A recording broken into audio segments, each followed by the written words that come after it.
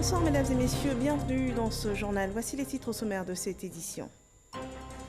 Première réunion du tout nouveau gouvernement ce jeudi 5 septembre au palais présidentiel. Un conseil des ministres présidé par le chef de l'État Alassane Ouattara. Le nouveau gouvernement s'engage à relever les défis du programme social du gouvernement, un programme qui est déjà en phase d'exécution. À l'Assemblée nationale, le projet d'ordre du jour des travaux parlementaires de la session ordinaire 2019 a été adopté ce jeudi à l'unanimité des 131 députés présents sur 250 siégeants. 45 projets de loi sont inscrits sur ce calendrier qui court sur la période du 5 septembre au 12 décembre 2019. Et aujourd'hui aussi, une opération de démantèlement des syndicalistes illégaux du secteur des transports, dit Niambro, a débuté dans la commune de Yopougon.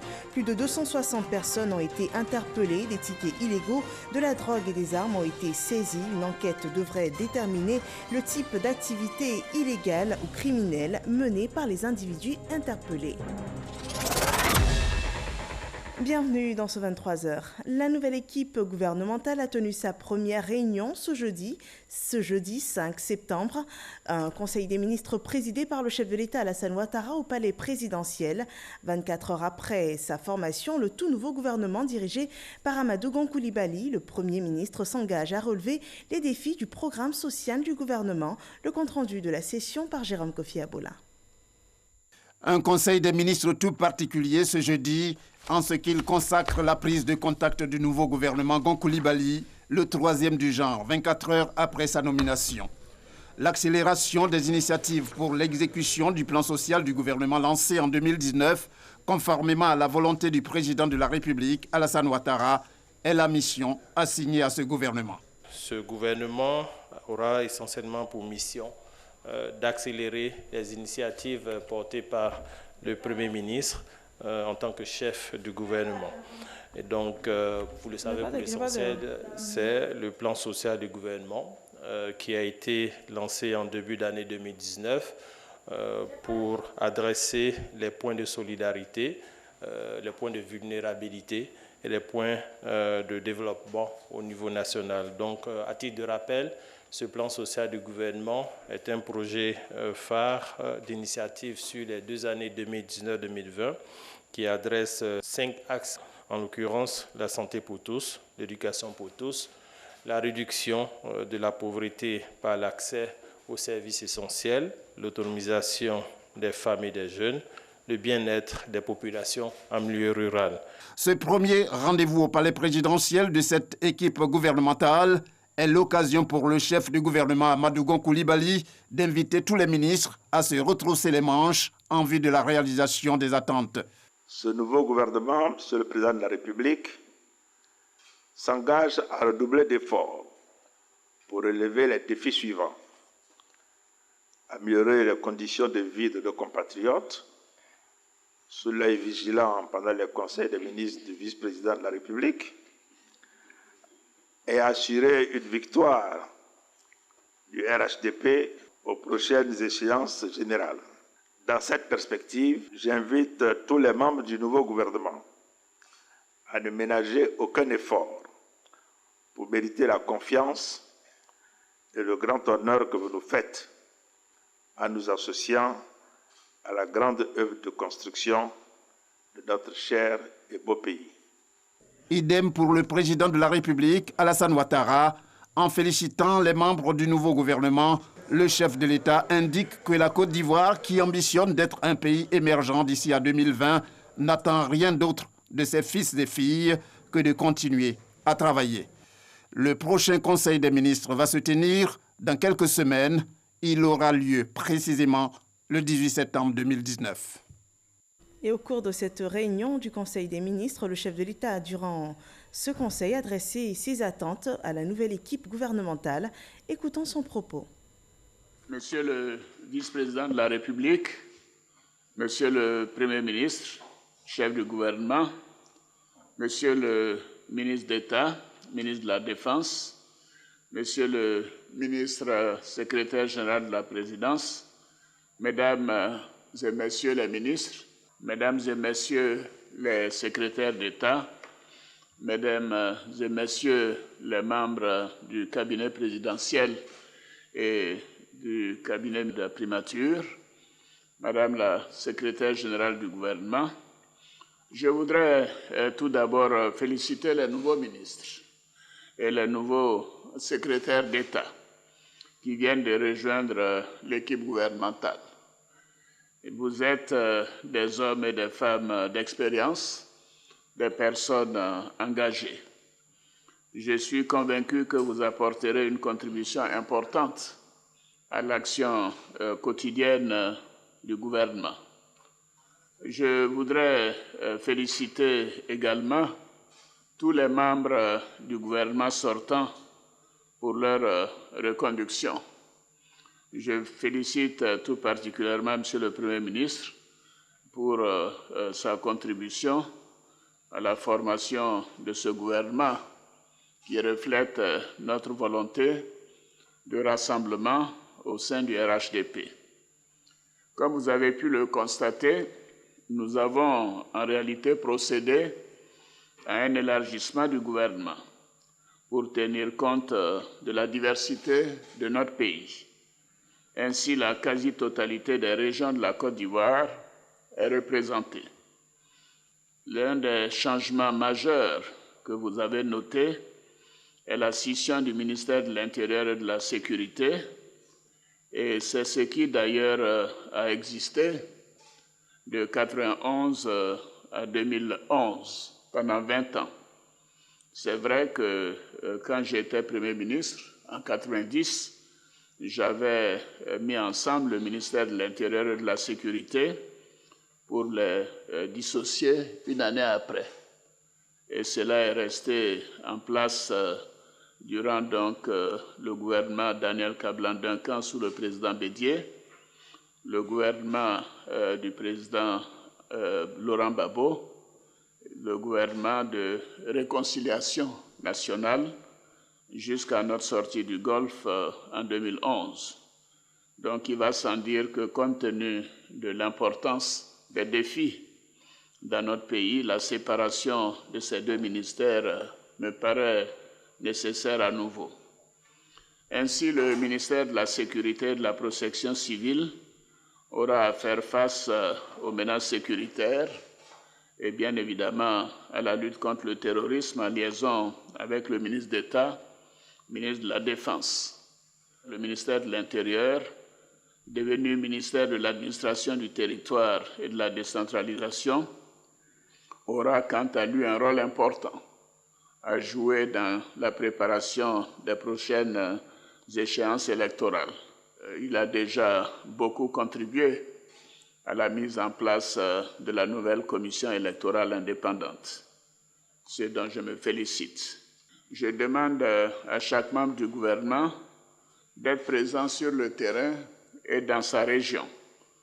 Il faut que les populations sentent la présence de leur ministre, entre guillemets, sur le terrain et puissent être convaincus que vous apporterez au président de la République et au gouvernement les préoccupations des populations pour que cela soit pris en compte dans la mise en œuvre et le suivi du programme du gouvernement. Dans ce cadre, le choix de vos directeurs de cabinet est donc primordial. Ils devront être compétents, professionnels, mais aussi engagés en vue d'assurer la bonne marche de vos départements ministériels durant les prochains mois. C'est pourquoi j'ai demandé au Premier ministre que le choix des directeurs de cabinet nous soit soumis pour validation. Par ailleurs, le Premier ministre a proposé la nomination d'un ministre auprès de lui chargé de la coordination des grands projets pour un meilleur suivi et l'accélération de la mise en œuvre des différents grands projets en cours visant à la transformation structurelle de notre économie. Cette action complétera la mise en œuvre du programme social du gouvernement. Enfin, je voudrais indiquer que le ministre Adama Kone, anciennement ministre de l'Économie et des Finances, a été nommé ministre auprès du président de la République, chargé des affaires économiques et financières, en vue de représenter notre pays en tant qu'administrateur à la Banque africaine de développement pour soutenir le Nigeria dans le cadre du renouvellement du mandat du président Adesina, qui fait un excellent travail. Pour terminer, je voudrais dire que ce nouveau gouvernement est un gouvernement de mission. Votre mission sera de travailler sans relâche pour l'amélioration du bien-être de nos concitoyens. Je compte donc sur chacune et chacun de vous pour être sur le terrain aux côtés de nos populations. Bonne chance à tous et à toutes et je vous remercie. Passons-nous à présent à cette nouvelle équipe gouvernementale formée à environ 13 mois du prochain scrutin présidentiel. Elle est déjà face à de gros défis, une mission heureusement très bien appréhendée par les nouveaux membres entrant au gouvernement. Leurs propos ont été recueillis par Mahama Traoré. Ce jeudi au palais présidentiel, 6 personnalités assistent pour la première fois à un conseil des ministres. Les ministres en charge de la sécurité, de l'économie et des finances et 4 sur les 7 secrétaires d'État que compte le nouveau gouvernement.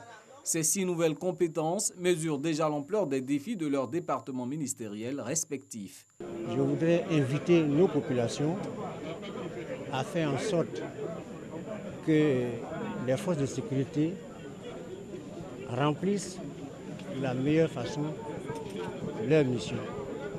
Cela suppose que les populations adhèrent à toutes les actions que les forces de sécurité vont entreprendre. Il s'agit d'un département ministériel qui a un rôle important, surtout pour un pays comme la Côte d'Ivoire qui affiche de grandes ambitions.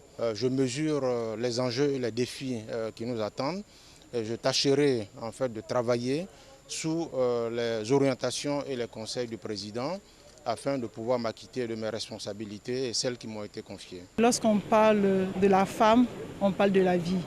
Et nous sommes convaincus que pour avoir le développement, ça doit se faire avec les femmes et des femmes autonomes. Être ministre, c'est servir l'État à un plus haut niveau. La mission que le président de la République vient de me confier est de trouver des logements sociaux à tous les Ivoiriens.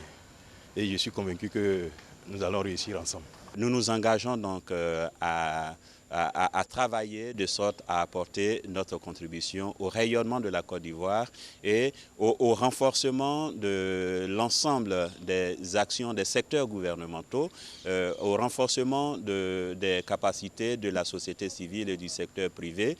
Moussa Dosso, Mamadou Sanogo, Gaussou Touré et Philippe Légré, 4 anciens ministres rappelés pour gérer des portefeuilles différents de leur précédent passage au gouvernement. Je suis du domaine, donc de toutes les façons nous allons apporter ce que nous pouvons, mais nous savons que dans ce ministère, beaucoup a été déjà fait et nous ne ferons que apporter notre pierre à l'édifice. L'importation des riz aujourd'hui en Côte d'Ivoire, c'est plus de 300 milliards de francs CFA par an. 350 milliards distribués aux paysans, c'est vraiment une réduction importante de la pauvreté. J'ai une claire vue de ce que j'ai à faire. Nous allons travailler dans le sens de développer tout ce qui est affaires maritimes, apporter notre grain de sel, en collaboration étroite avec le ministre des Transports, pour que nous puissions avancer. L'objectif qui aujourd'hui nous a été assigné dans ce ministère, c'est de mettre en œuvre des politiques pour inverser, comme je l'ai dit, les tendances d'importation de tous les besoins que nous avons dans ce secteur, qui est un secteur extrêmement important. En somme, c'est une équipe gouvernementale renforcée dont la mission principale est d'apporter un mieux-être aux populations. Et parmi les nouveaux membres entrant au gouvernement que nous venons de voir d'ailleurs, Adama Coulibaly, le nouveau ministre de l'économie et des finances, il était jusqu'à hier le directeur de cabinet du dit ministère. On en sait davantage sur le nouveau dirigeant du ministère de l'économie et des finances dans ce portrait présenté par Francis Boifo. Il est le nouveau ministre de l'économie et des finances. Adama Coulibaly est un universitaire. Titulaire d'un doctorat d'État en sciences économiques, Obtenu à l'Université de Paris 2 Sorbonne Panthéon France, il a occupé de hautes fonctions au sein de l'administration publique ivoirienne.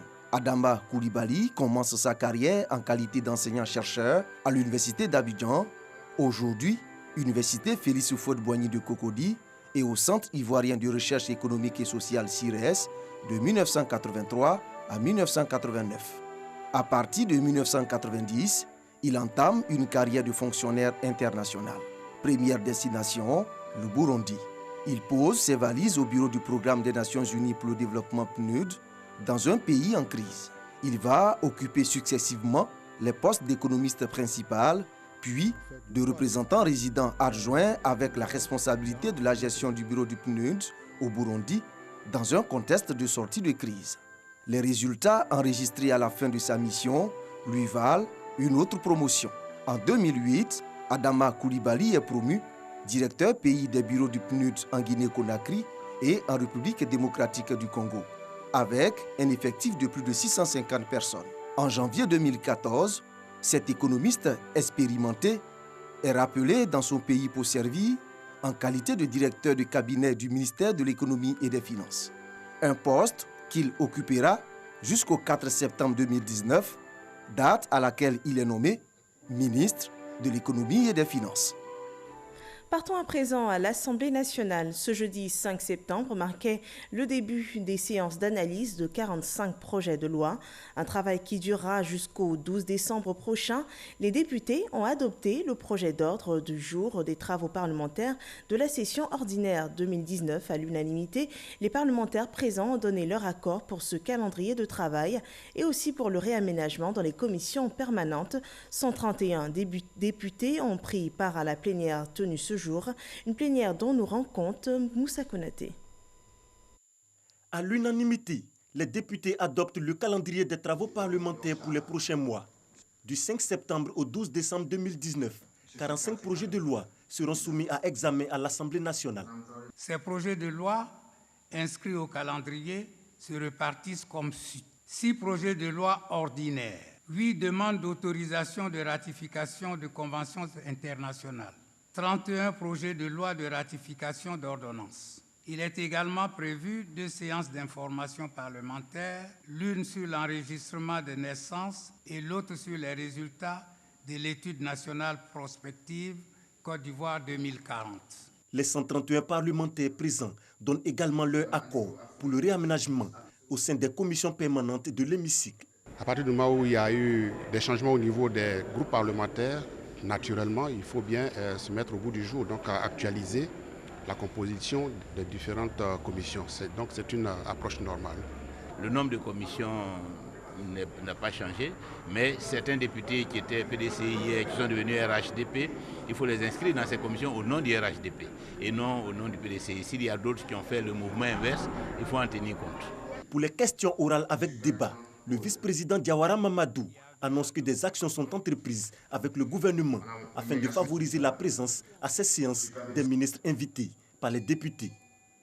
Dans le secteur du transport, la phase de répression contre les pratiques illicites sur les gares routières des taxis intercommunaux du district d'Abidjan a débuté ce jour. Plus de 260 présumés Nyambro ont été interpellés aujourd'hui dans la commune de Yopougon. Près de 300 gendarmes avaient été mobilisés sur plusieurs gares de la commune, dont les plus importantes, Sable et Siporex.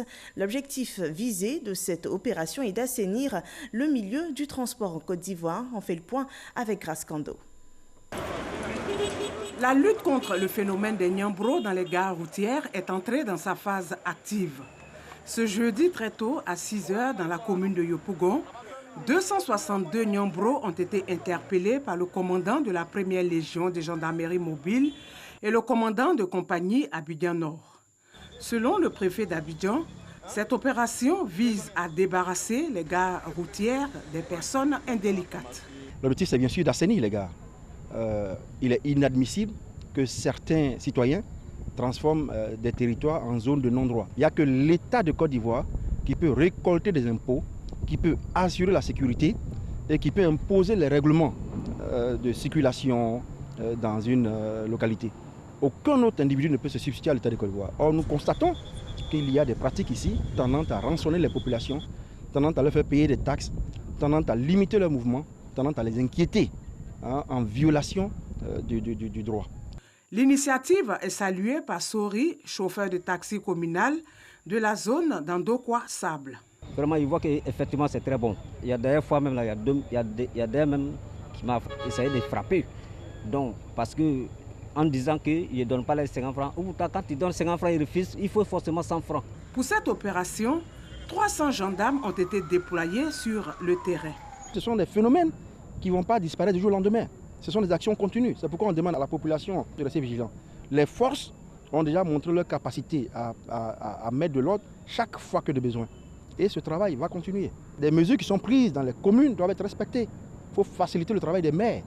Ces 262 Nyambro seront entendus et identifiés par la brigade de gendarmerie de Yopougon. Et sachez qu'au terme de cette opération, ce jour, 290 personnes ont été interpellées. La 4e édition des Journées du Bachelier a ouvert ses portes ce 5 septembre. L'événement a lieu à l'université Félix Houphouët-Boigny de Cocody jusqu'au 7 septembre prochain. Durant ces journées, les étudiants et futurs étudiants pourront s'informer sur les meilleures offres de formation. L'objectif étant d'aider l'orientation des bacheliers. C'est un élément de Sephora Zegui et Salima Toudia. C'est un B2B entre nouveaux bacheliers et responsables d'universités et grandes écoles. Des journées de l'orientation du bachelier pour aider les futurs étudiants qui peinent à faire le choix d'une filière de formation.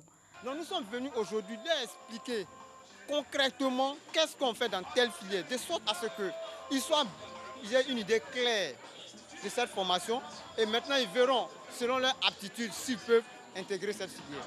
Nous avons la filière génie énergétique et environnement. On parle ici de froid et climatisation. Nous avons communication visuelle. Nous avons décidé à ces jobs de montrer nos entreprises créées par nos étudiants. C'est-à-dire en l'espace de 3 ans, nos étudiants ont pu créer des entreprises, des SARL. Donc c'est ces étudiants qui sont dans les centres pour montrer aux parents et aux nouveaux bacheliers qu'à l'université virtuelle, non seulement on vient chercher un diplôme, mais on peut aussi créer son entreprise. Ketoura et Aude sont 2 bachelières venues s'informer des filières qui répondent à leur domaine de compétences. Après le bac, j'étais un peu perdue, donc j'ai voulu venir ici pour voir un peu, pour pouvoir mieux m'orienter vers les écoles et tout. J'ai décidé de m'orienter vers les sciences juridiques. Ils expliquent bien ce qui se passe dans l'école, quelles sont les différentes filières, comment ils sont là-bas. En tout cas, ça m'a plu. Albert Mabritoakeuse, ministre de tutelle présent à ces échanges, a saisi cette tribune pour appeler au calme suite aux réclamations des candidats au BTS qui prévalent ces derniers temps dans les grandes écoles. L'objectif des jobs, c'est certes une meilleure orientation, mais c'est surtout faire en sorte que la formation débouche sur un emploi. C'est l'occasion de dire à tous ceux qui sont en train de faire des réclamations sur le BTS, de le faire dans le calme. Les réclamations seront examinées et une suite sera donnée à l'ensemble des réclamations. Cette édition des Journées de l'orientation du bachelier devrait durer 3 jours, à la suite desquels les futurs étudiants devront procéder à leur inscription en ligne. Dans le Haut-Sassandra, la ville de Daloa abrite la 25e édition de Vacances Culture. L'édition 2019 de ce festival fait la promotion du pagne tissé. 500 jeunes participeront aux activités de cet événement. Franck Quadio. La capitale du Haut-Sassandra, Daloa, cité des Antilopes, rendez-vous de la jeunesse culturelle. Nous sommes à la 25e édition du Festival national Vacances Culture.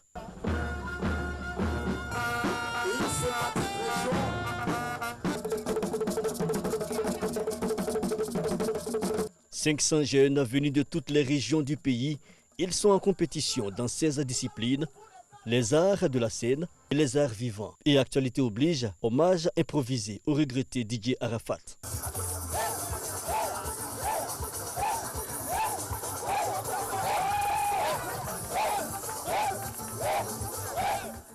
4 jours de compétition Vacances Culture à Daloa, une localité qui transpire la culture. Autorités municipales et conseils régionaux ont exprimé leur fierté. Le ministre de la Culture et de la Francophonie, Maurice Akwaku Bandama, représenté par son directeur de cabinet Yves Conan, a situé les enjeux de l'édition 2019. L'objectif visé à travers la participation de la jeunesse de tout horizon, avec plus de 500 jeunes en compétition, est de détecter les talents artistiques et de positionner la culture et les arts de nos différentes régions comme véritables outils de développement économique et social. Durant cette semaine, nous découvrirons tous une jeunesse ivoirienne battante. Et le vœu le plus ardent de Monsieur le ministre de la Culture et de la Francophonie est que chacun de nous s'approprie ce festival pour encourager cette jeunesse à abandonner le chemin de l'oisiveté grâce au métier des arts et de la culture. Une édition consacrée à la valeur du pagne tissé ainsi qu'à son impact socio-économique. La journée s'est ouverte par une conférence inaugurale sur la question. Parlant d'un autre événement culturel à Abidjan, il se tient en la commune de Yopougon, la phase finale internationale du concours court-métrage Clap Ivoire. 13 films issus de 8 pays de l'UEMOA sont en compétition pour le Grand Prix Kodjo et Bouclé. Revenons sur la cérémonie d'ouverture avec Issa Yeo. Clap d'ouverture de la 19e édition, la phase internationale du concours Clap Ivoire du court-métrage, documentaire et fiction à Yopougon. 13 films provenant de 8 pays de l'espace UEMOA, Union économique et monétaire ouest-africaine. Clap Ivoire est une occasion de valoriser le talent des amateurs du 7e art. De plus en plus de jeunes, et de jeunes femmes et de jeunes filles, ça il faut le noter, qui s'investissent donc dans le cinéma depuis deux ou trois éditions. C'est d'ailleurs les femmes qui remportent, les jeunes filles qui remportent Clap Ivoire. Donc ça se renouvelle là qui nous rassure, qui confirme que les lendemains du cinéma en Afrique francophone notamment, sont enchanteurs. Initié en 2004 par le ministère de la Culture et de la Francophonie, à travers le CENAC, Centre national des arts et de la culture, Clap Ivoire a permis à une vingtaine de jeunes de l'espace UEMOA de confirmer leur talent dans le domaine cinématographique. Une initiative soutenue et encouragée par l'UEMOA. L'UEMOA apporte aussi une subvention dans le cadre de l'organisation de Clap Ivoire.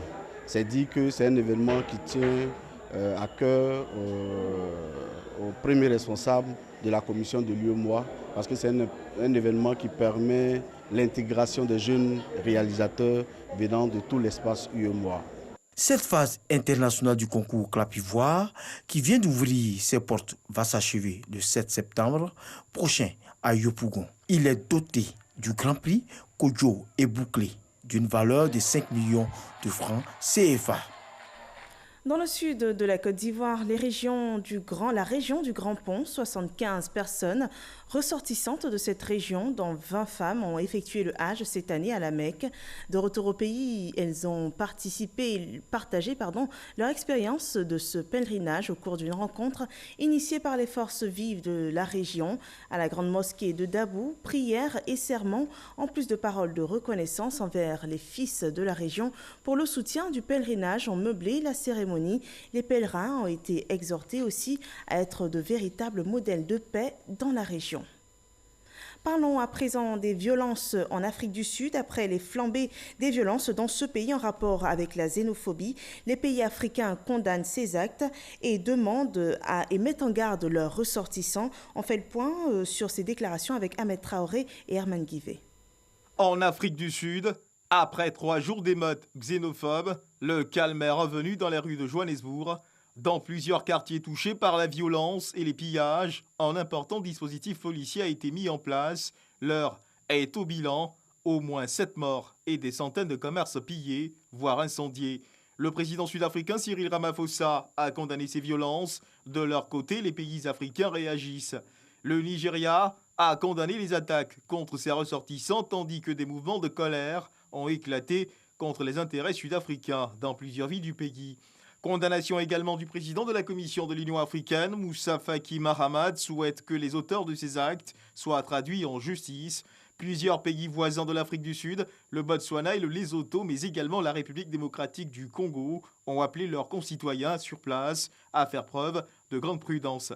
Le président zambien Edgar Lungu a lui aussi appelé Pretoria à mettre fin au carnage avant que cette xénophobie ne dégénère en un génocide à grande échelle. Son homologue du Zimbabwe, Emmerson Mnangagwa, a condamné toute forme de violence alimentée par la haine, saluant cependant la réponse rapide des autorités sud-africaines pour tenter de ramener le calme.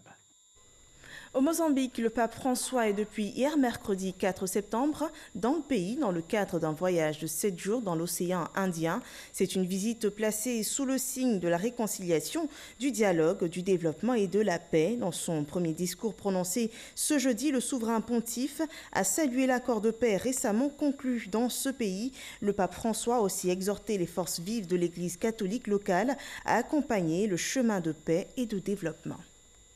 Nous terminons ainsi ce journal. Merci de l'avoir suivi. Retrouvez demain cette édition Kolo Koulibaly et je vous souhaite une excellente fin de soirée sur RTI1. Bonsoir à tous.